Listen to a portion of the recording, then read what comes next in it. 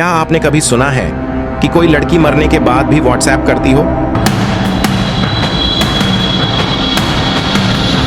अगर नहीं सुना तो ये वीडियो आपका सोचने का अंदाज बदल देगी।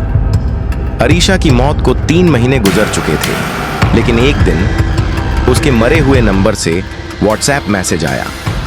समीर, मैं वापस आ गई हूं, मुझे भूलना मत। वॉइस नोट, उसी की आवाज, प्रोफाइल पिक्चर, उसी की मुस्कुराती तस्वीर, लड़का जो अपनी जिंदगी छोड़ चुका था। उसी लड़की ने मौत के बाद उसे दोबारा जीना सिखा दिया।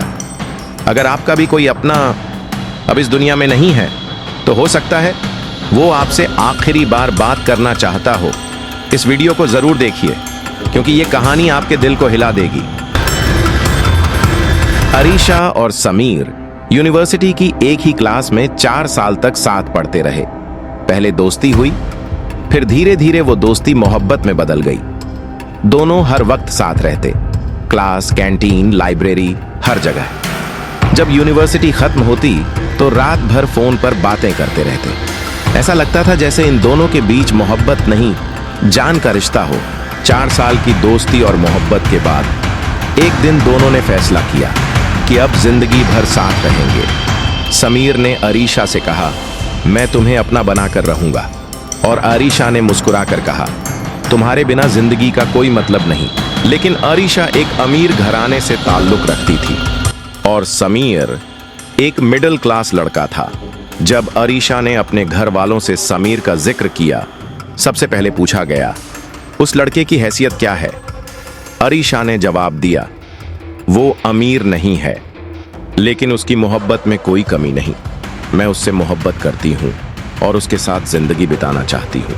लेकिन घर वालों ने उसी वक्त रिश्ता ठुकरा दिया। अरीशा ने आंसुओं के साथ कहा, अगर आपने मेरी शादी किसी और से करने की कोशिश की तो मैं अपनी जान दे दूंगी। मैं समीर के बिना जिंदा नहीं रह सकती। ये उसकी मोहब्बत का आखिरी फैसला था। अरीशा ने अपने घर वालों को समझाने की बहुत कोशिश की, लेकिन उनका दिल पत्थर था। उनके लिए समीर सिर्फ एक गरीब लड़का था, छोटा, नाकाबिल। घर वालों ने साफ कह दिया, चाहे कुछ भी हो जाए, तुम्हारी शादी समीर से नहीं हो सकती। उनका मानना था कि अरीशा की मोहब्बत बस एक जज्बाती ख्याल है, लेकिन वो ये नहीं जानते थे कि अरीशा ने समीर को अपनी जिंदगी का हिस्सा बना लिया था। अरीशा बहुत रोई, गिड़गिड़ाई, लेकिन किसी ने उसकी एक ना सुनी। आखिरकार थक कर उसने खामोशी को अपना लिया। वो अपने कमरे में बंद हो गई। उसने अलमारी से जहर की बोतल निकाली और एक आखिरी चिट्ठी लिखी। उस चिट्ठी में लिखा था, समीर मेरी जिंदगी है, अगर उसी को नहीं पा सकती तो ऐसी जिंदगी का क्या मतलब? मैं उसके बिना जी नहीं सकती, इसलिए हमेशा के लिए इस दुनिया को छोड़ रही हूं। सुबह जब घर वाले उठे तो अरीशा अपने कमरे में मरी हुई हालत में पाई गई। सब कुछ खत्म हो चुका था। अरीशा जा चुकी थी और अपने साथ उन सब का चैन भी ले गई जो उससे मोहब्बत करते थे। घर वालों को तब अपनी गलती का एहसास हुआ, लेकिन अब बहुत देर हो चुकी थी। जब समीर को पता चला कि अरीशा ने आत्महत्या कर ली, तो उसके पैरों तले जमीन खिसक गई। वो चीखना चाहता था, लेकिन उसकी आवाज ही नहीं निकली। 2 दिन तक बेहोश रहा, और जब होश में आया तो ऐसा लग रहा था जैसे उसकी रूह भी मर चुकी हो। समीर ने पढ़ाई छोड़ दी, अपनी नौकरी छोड़ दी और दोस्तों से मिलना भी बंद कर दिया। वो हर वक्त अपने फोन में अरीशा की तस्वीर देखता, उसकी आखिरी चैट पढ़ता और उसकी तस्वीर से बात करता। फिर एक दिन उसने कहा, मैं बहुत जल्द तुम्हारे पास आ जाऊंगा। 3 महीने बीत चुके थे।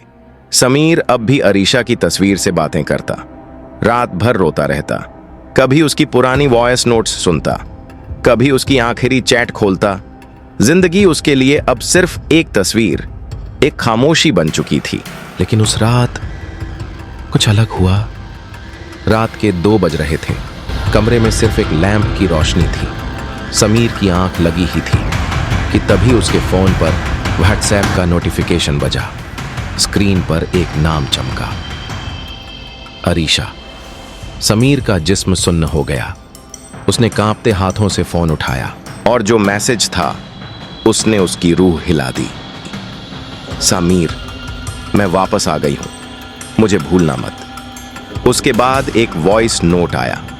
वो आवाज वही अरीशा थी, वही लहजा, वही सांसें, एक एक लफ्ज में जिंदा दर्द था। उसका प्रोफाइल पिक्चर भी वही था जो अरीशा ने मरने से कुछ दिन पहले लगाया था। समीर का दिल जोर जोर से धड़कने लगा। उसने चिल्लाकर कहा, अरीशा, ये कैसे हो सकता है? क्या कोई सच में मौत के बाद भी वापस आ सकता है, या ये सब सिर्फ एक रूह का पैगाम था? समीर को पहले लगा कि कोई उसके साथ मजाक कर रहा है। उसने उस मैसेज का जवाब नहीं दिया। लेकिन दूसरी रात फिर से मैसेज आया, समीर, रो मत, मैं कहीं नहीं गई। और एक और वॉइस नोट, तुम्हारे बिना मैं भी अधूरी हूं। समीर ने पूछा, तुम कौन हो? ये सब क्यों कर रहे हो? लेकिन जवाब में सिर्फ खामोशी थी। और फिर एक वीडियो आई जो सिर्फ उन दोनों के बीच हुई पुरानी बातचीत की रिकॉर्डिंग थी। वो आवाज, वो हंसी, वो बातें जो सिर्फ अरीशा जानती थी। समीर का दिल कह रहा था, ये कोई और नहीं हो सकती, ये अरीशा ही है। उस रात के बाद रोज उसे एक मैसेज मिलता, कभी एक कोट, कभी एक तसल्ली भरा जुमला, कभी एक याद, कभी एक दुआ। समीर को पहली बार लगा कि अरीशा चली गई हो, लेकिन उसका जज्बा, उसका प्यार अब भी जिंदा है। शायद कुछ रिश्ते मौत के बाद भी नहीं टूटते। हर दिन आता था वो एक मैसेज, व्हाट्सएप पर बस एक लाइन, समीर, मैं चाहती हूं कि तुम जियो। और ये लाइन समीर की रगों में जान फूंक देती थी। धीरे धीरे उसकी आंखों में फिर से रोशनी लौटने लगी थी। समीर ने खुद को उठाया, वो वापस अपने काम पर लौटा, किताबें खोली और फिर से जिंदगी की ओर बढ़ चला। लेकिन फिर एक दिन सब कुछ थम गया। उस रात न कोई मैसेज आया, न आवाज, न तस्वीर, सन्नाटा था। और एक डर, फिर आया एक आखिरी मैसेज, तुम वापस आ गए हो, अब मुझे जाना होगा। और उसके बाद प्रोफाइल पिक्चर गायब। समीर ने ताबड़तोड़ मैसेज भेजे, वॉइस नोट्स भेजे, लेकिन कभी कोई जवाब नहीं आया, सिर्फ खामोशी। अब समीर समझ चुका था, अरीशा सिर्फ उसे जिंदा करने आई थी, उसे फिर से जीने की वजह देने आई थी। और अपना फर्ज निभाकर वो चली गई थी। उसकी आंखों में आंसू थे, लेकिन इस बार दर्द के नहीं, शुक्रिया के थे। शुक्रिया अरीशा, तुमने मुझे दोबारा जीना सिखा दिया।